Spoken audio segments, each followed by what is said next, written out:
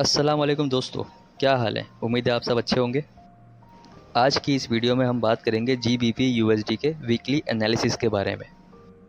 ये video last week के जो एनालिसिस थे हमारे जीबीपी यूएसडी के, उसकी कंटिन्यूएशन में ये कि वो एनालिसिस हमने कहाँ तक छोड़े थे, कहाँ तक उस टाइम वीकली क्लोजिंग थी और उसके बाद इस वीक जीबीपी यूएसडी के प्राइस किस जगह पे हैं, तो हमारे एनालिसिस कितने हद तक सही साबित हुए और उसके बाद अब हमें आगे क्या करना है, इसमें क्या हम कर सकते हैं, उस बारे में हम इस वीडियो में बात करेंगे। तो जिन लोगों ने पिछले वीक के एनालिसिस की वीडियो नहीं देखी है तो डिस्क्रिप्शन में लिंक है, वो पहले जाके पिछले वीक के एनालिसिस की वीडियो देख लें ताकि उनको ये वाली वीडियो और ज़्यादा क्लियर समझ आ जाए कि हम किस बारे में बात कर रहे हैं और आगे क्या पॉसिबिलिटीज़ डिस्कस कर रहे हैं। पीछे वाली वीडियो उस चीज़ के लिए ज़रूरी है, आपको क्लियर हो जाएगा हम जो बात करेंगे। तो बगैर टाइम ज़ाया किए चलते हैं अपनी जीबीपी यूएसडी की चार्ट की तरफ। तो गाइस, लास्ट वीक की वीडियो में हमने डिस्कस किया था इसके अंदर हेड एंड शोल्डर पैटर्न। मैं आपको दिखा देता हूँ, अगर आप लोगों ने वीडियो को नहीं देखी है तो वो आप देख लें ताकि आपको आइडिया हो कि मैं अब किस बारे में बात करने लगा हूँ। देखें, ये हेड एंड शोल्डर पैटर्न हमने डिस्कस किया था कि ये इसका एक लेफ़्ट शोल्डर, ठीक है, ये शोल्डर बना लेफ़्ट, उसके बाद फिर ये इसका हेड बना और ये इसका राइट शोल्डर उस टाइम फॉर्मेशन में था, कंप्लीट नहीं हुआ था, तो हम एक्सपेक्ट कर रहे थे कि राइट शोल्डर बनेगा, ब्रेकआउट देगा और फिर ये डिप लेगा। बट यहाँ पे ये इसने एक बार ऊपर फेक आउट दिया है और अक्सर लोगों के स्टॉप लॉसेस सेट किए होंगे। बट अगेन वही वाली बात कि अगर ऐसा हो कि आप सप्लाई एरिया में आपका स्टॉप लॉस सेट हो जाए और फिर उसके बाद वेरी नेक्स्ट कैंडल नीचे जाके क्लोज हो जाए, तो फिर आप ये अगेन वहीं पर एंट्री ले लें तो मोमेंटम सेल स्टार्ट हो जाती है, या वो जो ट्रेंड पहले आपने आइडेंटिफाई किया होता है वही ट्रेंड कंटिन्यू होता है। बस एक फेक आउट आ जाता है बीच में स्टॉप लॉस हिट कराने के लिए, स्टॉप लॉस हंटर कह लें उसको। तो खैर स्टॉप लॉस इसने हिट कराए होंगे यहाँ पे और वहाँ से आप देखें कंटिन्यूस डाउनफॉल और एक बड़ा मेजर ड्रॉप इसके अंदर आया। तो हम लोग जो प्राइस एक्सपेक्ट कर रहे थे वो नीचे टूटेगी, वो प्राइस यहाँ तक हम एक्सपेक्ट कर रहे थे इस एरिया तक प्राइस आ जाएगा और यहाँ से हम इसके अंदर रिवर्सल देख सकते हैं या बाइंग अपॉर्चुनिटी देखेंगे। बट क्योंकि आप इसमें देखें किस तरह की बड़ी बेरिश एंगल्फिंग बनी है, तो इसमें फ़ौरन से आपको एंट्री लेना मुनासिब नहीं है और मैंने भी इसीलिए इसमें बाइंग एंट्री कोई नहीं ली है। और अभी भी मैं इसमें बाइंग का कोई आपको नहीं बोलूँगा कि आप इसमें बाइंग करें, रिकमेंडेड नहीं है buying. For example long position recommended नहीं है, इसमें वेट बनता है अभी, जब ये क्लियर रिवर्सल दे तो फिर हम इसके अंदर एंट्री लेंगे। तो अभी एक तो ये कि हमारा एरिया ये था सपोर्ट का जो ब्रेक कर चुका है ये और अच्छी खासी मेजर एक बेरिश एंगल्फिंग से ब्रेक किया है। दूसरा हम लोगों ने आइडेंटिफाई किया था कि जितने हेड की जो साइज़ होता है, हेड का और नेकलाइन के दरमियान जो गैप होता है, ये जैसे कि ये नेकलाइन आपकी बनी, तो ये हेड का टॉप और नेकलाइन का साइज़ जो होता है जब ब्रेकआउट देता है triangle pattern, head and shoulder pattern sorry, तो नेक लाइन के बाद वो सेम हेड के साइज़ के बराबर नीचे आता है। तो ये हेड के साइज़, ये नेक लाइन है, नेक लाइन से ब्रेकआउट देके तो अब इसके हम एक्सपेक्ट कर सकते हैं कि 1.228 और यही एरिया मैंने लास्ट वाली वीडियो में भी मार्क किया था कि इस एरिया तक आ सकता है। उस दौरान ये ऊपर वाले एरिया में था, ब्रेकआउट नहीं हुआ था, head and shoulder pattern complete नहीं हुआ था, उस टाइम मैंने ये मार्क किया था कि ये इस एरिया तक आ सकता है। एक चांसेस बनते हैं इस पैटर्न के हिसाब से।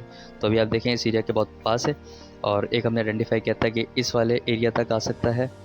तो खैर ये दोनों एरिया, एक एरिया ब्रेक कर चुका है, दूसरे एरिया के पास है, पॉसिबल है यहाँ से रिवर्सल थोड़ा सा शो करे, एक पैटर्न कंप्लीट होगा पैटर्न के हिसाब से। लेकिन अभी हम इसमें अपॉर्चुनिटी बाइंग की नहीं देखेंगे, ना हमें नज़र आ रही है क्योंकि एक मोमेंटम सेल चल रहा है इसके अंदर। अभी हम सेल ऑन स्ट्रेंथ पे रहेंगे और अगर हम थोड़ी सी मेजर टर्म टाइम फ्रेम पे चलें, डे चार्ट पे अगर चलें, तो इसमें अगर आप पीछे से देखते हुए आए, मैं आपको दिखाता हूँ एरो से कि आप देखें 1.42 का एरिया, यहाँ से कंटिन्यूस डाउन ट्रेंड आ रहा है, हाई बनाता है, पिछले हाई को ब्रेक करके हाई बनाता है, बट उसके बाद लोगों के स्टॉप लॉस सेट करा के नया लो बना देता है, उस पर फिर वही ट्रेंड चलता हुआ आ रहा है।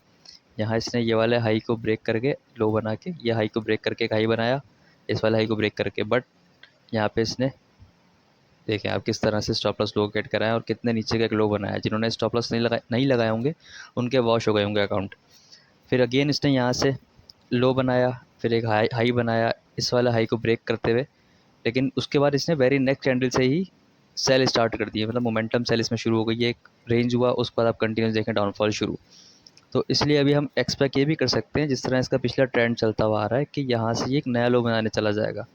दूसरा ये हो सकता है कि ये एक डबल बॉटम बना के वहाँ से वापस बाय बैक दे दे, रिवर्सल दे दे। तो अब ये हमने आइडेंटिफाई करना है कि इसमें क्या पॉसिबिलिटीज़ है। कंफर्म तो कुछ नहीं होता है चार्ट्स में, मार्केट्स में, बट पॉसिबिलिटीज़ होती हैं और उसके हिसाब से हमारा रिस्क और रिवॉर्ड रेशो होता है, रिस्क मैनेजमेंट होती है और हम इस हिसाब से चलते हैं। तो देखें ये लो बन करने के बाद 3 कंटिन्यूस बुलिश एंगल्फिंग बनी है, तो ये बहुत अच्छी चीज़ है। उसके बाद ये कंटिन्यूस एक मोमेंटम चलता रहा और इसने ब्रेकआउट दिया, सप्लाई ऊपर से आई, नेक्स्ट कैंडल ऊपर क्लोज होने में कामयाब हो गई, लेकिन उसके अगली कैंडल से दोबारा से मोमेंटम ब्रेक हो गया, जो एक चलता हुआ जा रहा था यहाँ से ब्रेक हो गया, नीचे आ गया। तो अभी ये जो इसकी ये वाली बुलिश एंगल्फिंग है, इस एरिया के अंदर ये वापस से आता है 1.21400 या 21800 के दरमियान इस तरह आता है। यहाँ पे हम इसमें देख सकते हैं, यहाँ से रिवर्सल दे देगा, हमें स्कैल्पिंग के लिए बड़ी अच्छी अपॉर्चुनिटी नज़र आ जाएगी इसमें। बाकी अगर हम ये वाला एरिया देखें, ये जो आप एरिया देख रहे हैं, दो कैंडल एक साथ हैं, तो ये एरिया ये कहलाएगा हिडन डिमांड एरिया, ठीक है। तो पॉसिबल है कि ये इस एरिया से वापस बाउंस बैक दे। तो ये एरिया क्या बन रहा है, शॉर्ट टर्म टाइम फ्रेम पे चलेंगे, ये एरिया आप देखें, ये एरिया देखें, ये यहाँ से डिमांड क्रिएट हुई, करेक्शन आई, फिर उसके बाद मेजर एक ट्रेंड इसने स्टार्ट किया ऊपर का, जिसको हम वेव 3 कह लें या कुछ भी कह लें, इम्पल्सिव कुछ कह लें। तो ये एरिया के अंदर दोबारा ये आता है ना 1.2 to 300 से 600 के दरमियान, और हमारा लास्ट वाला एरिया था 800।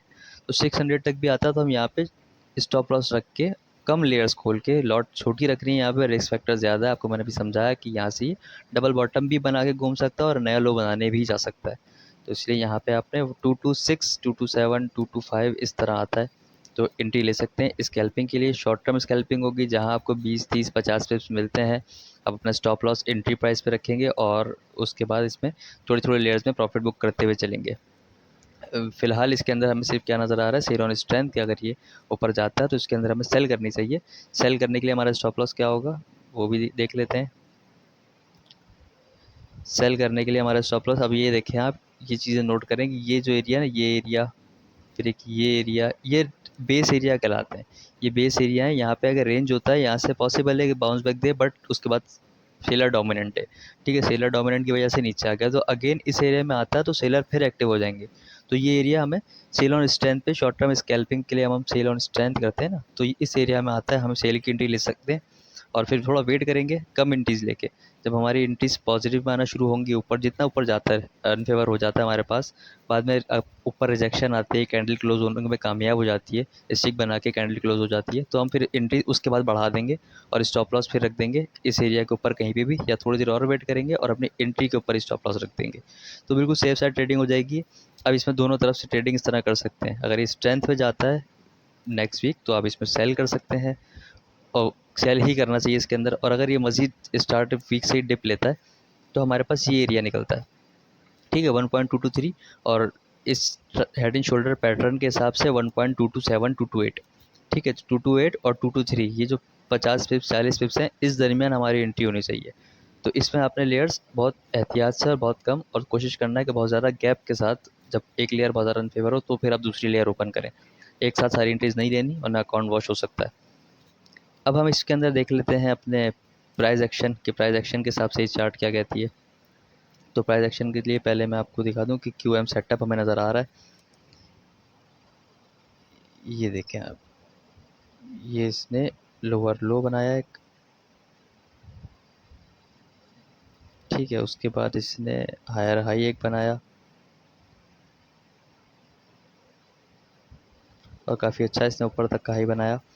और ये जो पूरा एरिया था, ये मैंने आपको पिछली चार्ट में मार्क करके दिखाया था कि ये पूरा एरिया एक रेंज में चला है। इस जगह मैं आपको दोबारा करके दिखा देता हूँ, ये जो एरिया है देखें, ये एक असेंडिंग ट्रायंगल कह लें इसको ऊपर की तरफ, वहाँ से ब्रेकआउट दिया, नीचे आ गया। तो ये जो एरिया है, यहाँ से एरिया शुरू हुआ, ये पूरा एक ट्रायंगल के अंदर सपोर्ट रेजिस्टेंस दोनों एक ही रेंज के अंदर रही हैं और उसी दरमियान ट्रेड होता रहा, और ब्रेकआउट देकर इसमें मोमेंटम सेल बन गई है।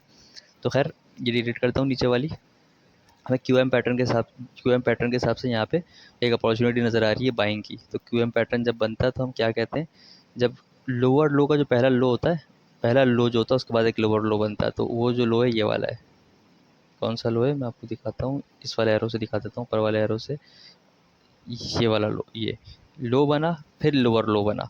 तो ये लोअर लो के पहले वाला लो जो है, ये इस एरिया के सामने, मतलब जब लोअर लो बन जाए, लो के बाद लोअर लो, फिर उसके बाद एक हाई बन जाए पिछले सारे लो को ब्रेक करके, तो फिर अगेन जब वो डिप लेता है ना, तो वही इस वाले लो के सामने का एरिया होता है बाइंग का एरिया।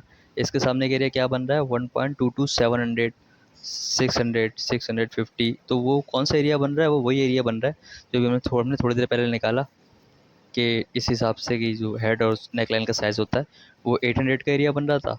QM पैटर्न के हिसाब से 700 का एरिया बन रहा है, और ये लो जो बनता है ये वाला, इस लो के हिसाब से भी देखा जाए तो ये वही एरिया बन रहा है कि ये जो एरिया है यहाँ पे, मैंने आपको 4 आवर चार्ट पे भी 1 डे चार्ट पे दिखाया था डिमांड एरिया, यहाँ से डिमांड आ सकती है।